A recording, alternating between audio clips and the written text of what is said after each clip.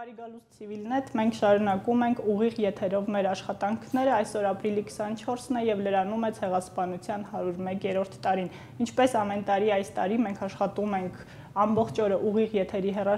եթերի ռեժիմով, ունենալու ենք տաղավարում եւ ունեցել ենք արդեն տարբեր քաղաքագետներ, ովքեր խոսել են ցեղասպանության վերաիմաստավորման, ցեղասպանության դասերի եւ այսօր այժմ իմ հյուրն է քաղաքագետ Միքայել Զոլյանը, որի հետ խոսելու ենք ապրիլյան պատերազմի մասին։ Ողջույն Միքայել, շնորհակալություն հրավերն ընդունելու համար։ Ապրիլ ամիսը պատմության մեջ այլևս կմնա ոչ միայն ցեղասպանության հիշատակման օր, այլ նաև Ղարաբաղյան 4-օրյա պատերազմի հիշատակման օր, պատերազմ, որը փոխեց բոլորիս կյանքը։ Տպավորություն է, որ մենք այլևս այլ իրողության մեջ ենք ապրում, բոլորովին այլ կերպ ենք գործում, այլ կերպ ենք շնչում։ Եվ եթե ապրիլյան 4-օրյա պատերազմի ընթացքում մամուլում եւ սոցցանցերում խոսակցությունները պատերազմի վերաբերյալ մարտական էին, հայրենասիրական էին, պատրաստ էին պաշտպանել հայրենիքը, հողը, նույնիսկ այն ամենափոքրիկ սանտիմետրը, որը կարող էր գրավել ադրբեջանական զինուժի կողմից, ապա այսօր փոխվել են խոսակցություններն ու հիմնական խոսակցությունը, հիմնական թեզը, որի շուրջ փորձում են բանավեճեր ու փորձում են այսպես դիբատներ կազմակերպել, դա արդյոք մենք պետություն եւ պետության իշխանությունները կարողացել են ճիշտ հետեւություններ անել եւ դասեր քաղել կատարվածից։ Որպես քաղաքագետ կարող եք ասել, արվել է նման հետեւություն։ Գիտեք, իհարկե ճիշտ կլիներ այդ հարցը իշխանության ներկայացուցիչներին տալ, չնայած ես կասկածում եմ, որ նրանք միանգամայն, այսպես ասած, ճիշտ պատասխան կտային, թե իրականում նրանք ինչպես են մտածում։ Կարծում եմ, որ ցավոք սրտի ինչքան էլ գուցե գիտակցում կա, որ ինչ-որ մի բան պետք է փոխել, բայց հնարավորություն փոխելու, այդ համակարգը կայացած է։ Այսինքն այն իշխանություն, որ ասում եք, դա միայն անհատներ չեն, մի ամբողջ համակարգ է, որ այդ անհատների իհարկե գործունեության արդյունքում է ստեղծվել, բայց արդեն որոշակի մի պահ է հասնում, երբ որ այդ անհատը նույնիսկ եթե ուզում է փոխել ինչ-որ բան, արդեն չի կարող։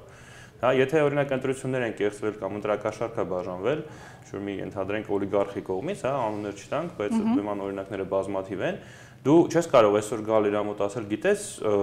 հիմա մենք պատերազմի խնդիր ունենք եւ այն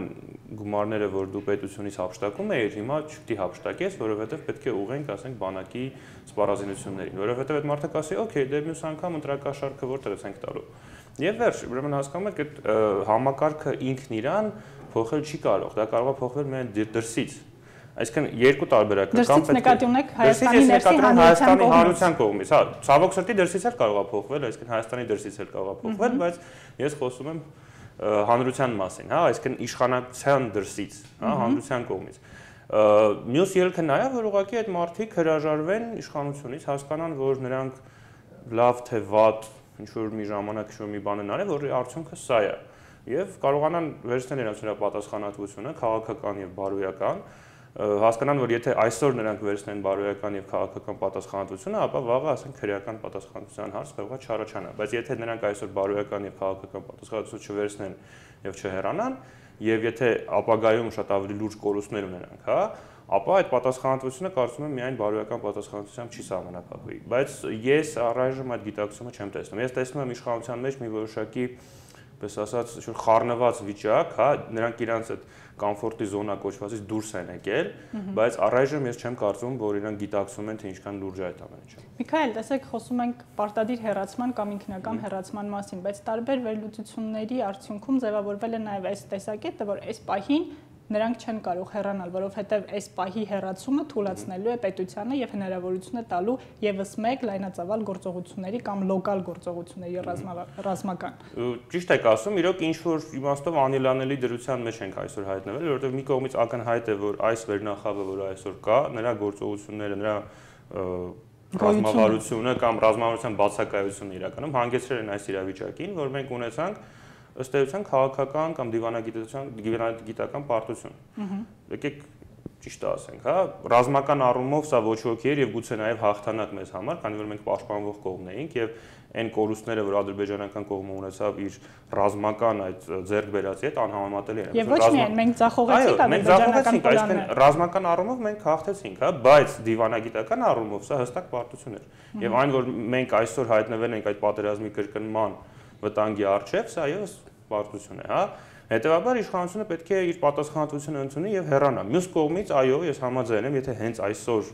ինչ-որ բուրըն գործընթացներ լինեն, դա կարող է ավելի մեծ վտանգ առաջացնել, հա, այստեղ պետք է հասկանանք այդ պահը ինչ է նշանակում, հա, ցավոք սրտի մենք բոլորս այդ տեղեկատվությանը չենք տիրապետում։ Մենք չգիտենք ինչ է ասել, ասենք Լավրովը, մենք կարող ենք գուշակել ինչ-որ բաներ, հա, մենք չգիտենք ինչ է խոսվում, ասենք Պուտինի եւ Ալիևի միջեւ, դրա համար իրոք երևի այսօր, ասենք, եթե խոսքը օրերի, շաբաթների, նույնիսկ ամիսների մասին է, երևի առայժմ որ խիստ էսի փոփոխությունները կարող են վտանգավոր լինել, հա, բայց ընդհանուր առմամբ, եթե մենք խոսենք, գոնե ասենք մի 1-2 տարիների կտրվածքով, կարծում եմ այս վերնախավի հեռանալը անխուսափելի է եւ խնդիրը ընդհանրապես նրա մեջ է թե ինչպես դա տեղի կունենա, արդյոք դա տեղի կունենա խաղաղ ճանապարհով, ինչ-որ փոխզիջման ճանապարհով, որը հենց վերնախավի համար ավելի շահեկան է եւ նրանք ի վերջո այստեղ չեմ ասում որ պետք է ասենք ամենաարմատական ընդդիմադիրները գան։ Ի վերջո նույն իշխանության շրջանակներում մենք տեսանք, որ հենց այս պատերազմի օրերին, այսպես ասած միջին օղակը, այնտեղ կային բավական լուրջ մասնագետներ, հիմնականում ավելի երիտասարդ, բայց ոչ միայն, հա, ասենք հիմա այլ անուններ չտեմ, բայց կային մարդիկ, որոնք գոնե իրենց տեղում էին գտնվում, հա, եւ ինչ-որ մի բան անում էին, լավ թե վատ ուրիշ հարց է, բայց գոնե անում էին դա։ Այսինքն հենց իշխանության ներսում կարելի է այդ ռեսուրսը գտնել, հա, ես չեմ ասում, որ հիմա պետք է իշխանությունը գա, ասենք ընդդիմադիր կուսակցությունը ասի վերջ դու ես։ Հենց իշխանության ներսում կարելի է ինչ-որ փոփոխությունների ռեսուրս։ Խնդիրն այն է, որ հենց իրենք չպիտի որոշեն ով է հաջորդը, պետք է թողնեն ընտրություններ տեղի ունենան։ Դե հիմա իրատեսական ենք խոսում, հա, բարձր որ իդեալական կլիներ, որ ընդհանրապես լինեին ազատ ընտրություններ եւ այլն եւ ի վերջո դա պետքա լինի։ Դա իրենց առաջի քայլն է, որպես հետեւություն կատարվածից։ Դե կարծում եմ մինչեւ այդ քայլը գոնե առանձին ինչ-որ պաշտոնյաների առումով, հա, որոնցից շատ բան է կախված, գոնե հետեւություններ պիտի արվեն։ Լավ, Միքայել, դուք ձեր խոսքում փոքր նշում կատարեցիք իմ այս հարցի վերաբերյալ, բայց ավելի ամբողջական կուզեի խոսենք։ Ինչը ստիպեց Ադրբեջանին մտածել, որ ինքը կարող է հարձակվել պատերազմ հաղթած պետության վրա եւ դատելով իր ռազմական ռետորիկայից կարողանա պարտադրել իր ցանկությունը, իր պլանը ֆիքսելով հաղթանակ ռազմական դաշտում, որն էր խնդիրը, որ տվեց Ալիևին նման միտք ունենալու ռացիոնալ ինչ-որ հատիկ։ Դե այստեղ գործոնները շատ են, այնտեղ եւ ներքին գործոնները կան եւ կա այդ նավթի գների խնդիրը, որ եթե այսօր Ալիևը չաներ դա, հա, ապա ասենք մի տարի հետո շատ ավելի դժվար կլիներ, կամ 2 տարի հետո առավել եւս։ Բայց բացի դրանից իհարկե այս պահը այնպես էր դասավորվել, որ Ադրբեջանը կարծես հայտնվել էր իդեալական վիճակում այն առումով, որ թե Թուրքիան, թե Ռուսաստանը կարծես այսօր մրցակցում են Ադրբեջանի համար։ Իսկ Հայաստանը իր արտաքին քաղաքականության, հա, ճակերտավոր հաջողությունների շնորհիվ հայտնվել է այնպիսի իրավիճակում, երբ Հայաստանը գործոն չի այսօր, հա, թեկուզ նույն Ռուսաստանի տեսակետից Հայաստանը տալու բան չունի եւ այսպես ասած նաեւ ինչ-որ վտանգ չի կարող ներկայացնել, հա, որովհետեւ վերջին տարիների ընթացքում եւ ոչ միայն Ռուսաստանի հետ հարաբերություններում, հա, ընդհանրապես մեր իշխանությունը ցանկացած հարցում, երբ որևէ մեծ տերության կողմից ինչ-որ ճնշում ա եղել, մեր իշխանությունը ենթարկվել է։ Նույնը հայ-թուրքական հարաբերությունների այդ գործընթացի ժամանակ այնտեղ ասենք ԱՄՆ-ից էին ճնշումները, որոնց մենոնք հանդիպում էին, հետո սեպտեմբերի 3-ի որոշումը հենց ճնշում եղավ Ռուսաստանից, մենոնք միանգամից ենթարկվեցին եւ այս իրավիճակում կարծում եմ Ալիևը հասկացավ, որ Հայաստանը հայտնվել է դիվանագիտական ինչ-որ մի այսպես ասած մեկուսացման մեջ եւ Հայաստանի կողմից ոչ ոք հանդես չի գա եւ այսպես ասած դիվանագիտական այդ մեկուսացումը օգտագործելով նա գնաց այդ քայլին։ Եվ ես չեմ կարծում, որ այն ինչ որ սկսվեց, հա, ես չեմ հավատում այդ դավադրության տեսություններին, բայց կարծում եմ, որ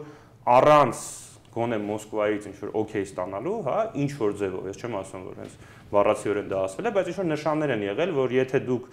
ինչ որ մի բան կազմակերպեք եւ հասնեք մի որոշակի աստիճանի, այդ աստիճանից այն կողմ չգնաք, խնդիր չեք ունենա։ Ես համոզված եմ, որ այդպիսի իմ տպավորությամբ այնպես է, որ այդպիսի մեսեջ եղել է։ Շատ լավ, Միքայել, խոսենք հանրային ընկալման մասին պատերազմի վերաբերյալ։ Արդյոք պատերազմը, ապրիլյան պատերազմը փոխեց մեր ընկալումների մեջ ինչ-որ մի բան, որովհետև լինելով այս տարիների ընթացքում սողացող պատերազմի կարգավիճակում, երբ որ լուրեր էինք ստանում սահմանին կանգնած սպանված զինվորի կամ բանակի խնդիրների մասին, միանգամից պատ էր փակվում, հա, այդ խնդիրը գոյություն ունի, բայց դա ինձ չի վերաբերվում։ Այսօր ապրիլյան պատերազմը ցույց տվեց, որ խնդիրները սահմանին, խնդիրները պետության ներսում դիվանագիտության ոլորտում, քաղաքական ոլորտում ընտրությունների մեջ ի վերջո հանգեցնելու են պատերազմի, որը վերաբերվելու է բոլորիս։ նման ընկալում կա հանրության մեջ։ Այո, կարծում եմ հանրային ընկալումների մեջ շատ բան է փոխվել։ Իհարկե ես չեմ խոսում այն ակտիվ հատվածի մասին, որը քաղաքականապես կամ քաղաքացիական ակտիվ հատվածի մասին, որտեղ այս ամեն ինչը վաղուց գիտեր եւ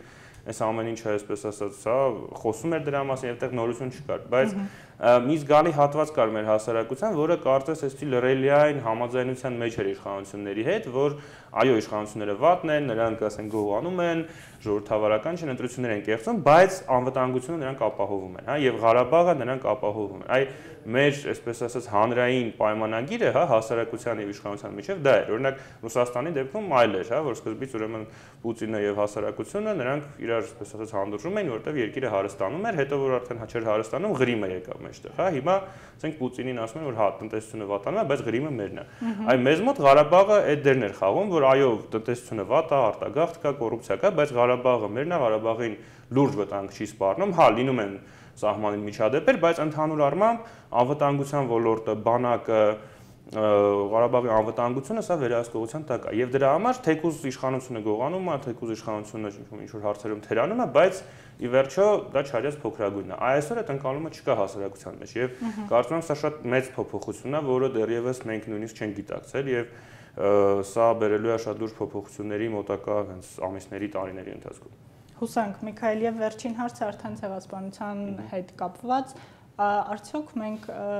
անհրաժեշտություն ունենք ի վերջո մեր ներքին ռեսուրսը, որն առ այսօր օգտագործվել է ցեղասպանության միջազգային ճանաչմանը հասնելու ուղղությամբ, աշխարհին պատմել ենք, ինչ է կատարվել եւ պահանջել ենք ճանաչել, պետք է օգտագործենք ձախողված պետական ռազմավարությունը հաջողելու համար, պետություն ստեղծելու համար, որովհետև ես անընդհատ բոլոր զրուցակիցներից հետ այս միտքը արծարծում եմ, ցեղասպանության պատասխանը պետք է լինի կայուն, զարգացող, ինքնուրույն, սուվերեն, ուժեղ պետություն։ Արդյոք սա մենք հասկացել ենք։ Իհարկե, առաջնահերթությունների խնդիր կա եւ ցավոք այդ իներցիան շատ ուժեղ է, հա, որտեվ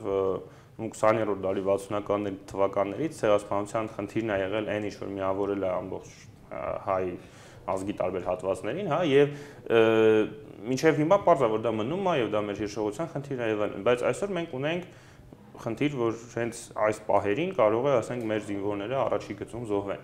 հա, նաեւ մեր ոչ բավարար, ասենք, տեղեկատվական, դիվանագիտական, քաղաքական աշխատանքի պատճառով եւ կարծում եմ իրոք պետք է այդ ռեսուրսները ուղղեն առաջին հերթին Լեռնային Ղարաբաղի խնդրի վրա։ Իհարկե դա դժվար, այդպես հեշտ է ասել, հա, Երևանում նստած, ասենք նույն Վաշինգտոնում կամ չգիտեմ Փարիզում մարդիկ, որոնք ասենք ցեղասպանության զոհերի հետնորդներն են, հա, նրանց համար գուցե պատկերացումը մի քիչ այլ է, հա, բայց այնուամենայնիվ կարծում եմ պետք է նաև մենք այդ քննարկումը ունենանք համահայկական, ասած մասշտաբով, հա, եւ հասկանանք, թե ոնց պետք է ավելի արդյունավետ մեր ռեսուրսները օգտագործենք։ Շատ լավ, շնորհակալ եմ Միքայել, շնորհակալ եմ զրույցի հետաքրքիր զրույցի համար։